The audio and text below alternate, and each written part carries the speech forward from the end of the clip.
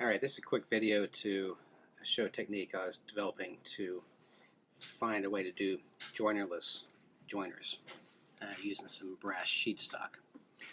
This brass sheet stock is 10 thousandths of an inch thick. Alright, so step one, determine at least for code 83 rail, I need a piece of shim stock about 45 thousandths high. 44 thousandths, and lock that in place. And just use this to describe this lightly. Just in a few spots.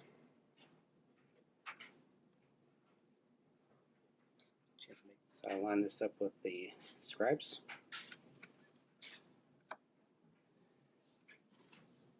And I'll take a utility knife here, and this works best if the blade is sharp. Broken off. So check my marks.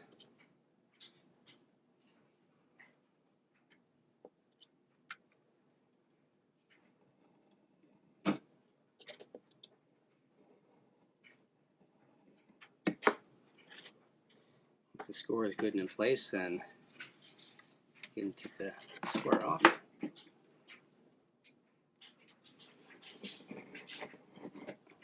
At some point, it'll start catching a little bit. That's when you can tell you're starting to get through.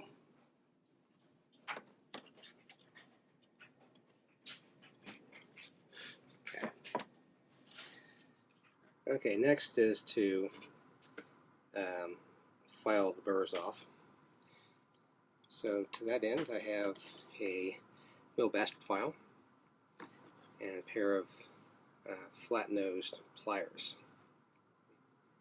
So the goal here is to straighten this out or move off the sharp edges. So mill bastard file. This is the cuts are going this way, so I'm going to drag perpendicular to that. Just press down really hard with my thumb. You see right away it takes off a good amount of brass. We'll flip it over.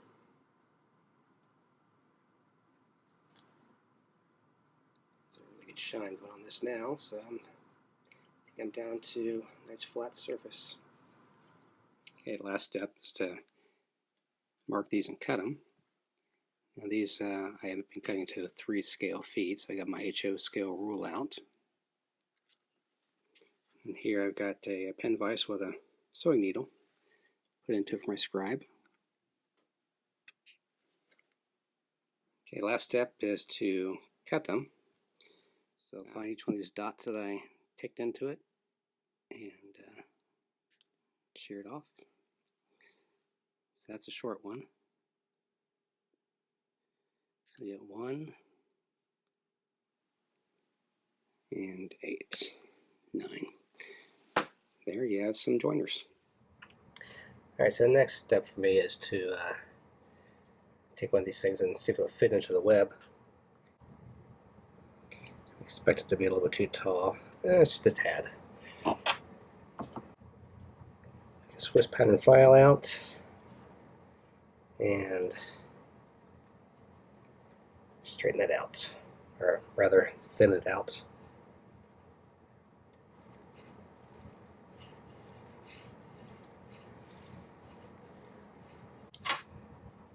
Okay.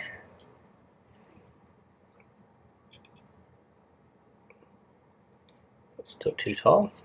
Keep at it. And get it below 45 thousandths. I aim for 44 thousandths. This file is a Swiss pattern file. So Swiss pattern has cuts going this way and this way, crossing pattern. I have a single cut file which just has a cuts in one direction. But I find for this kind of stuff it's a little tougher because it tends to want to walk in the direction of the cuts. And the Swiss pattern seems to cut a little faster as well. I'll just double check its fit. Yeah, it should be fine.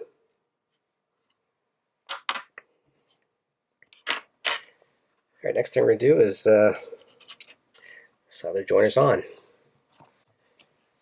So I got some rosin flux here and a micro applicator brush.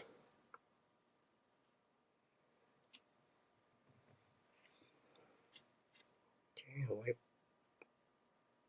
a bit of flux on this. I touch the base of the rail a little bit so we get some heat into both the rail and the joint.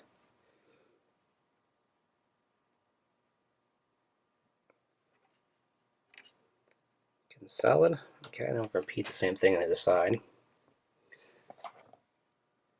Yeah, we getting really nice. Okay, so that completes it. Now this end will be actually joined to another piece of track. But if I had been creating a long piece out of two short pieces, the kind of background of this is I bought some 18-inch sections and didn't want to join them. Didn't want to put joiners on every 18 inches. I didn't want to have that many separate sections of track, I should say. So this right here, if that can be seen, try to zoom in a little bit and see if that helps. There we go. So that serves as, makes it into a solid 3-foot piece of rail, and also gets enough detail that it kind of looks like a joint bar. There's the other side.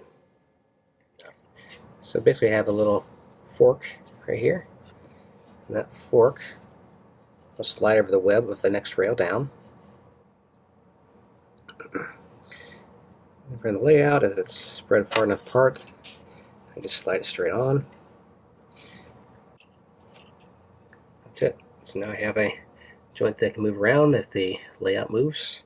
That keeps it in line and looks somewhat like a real joint.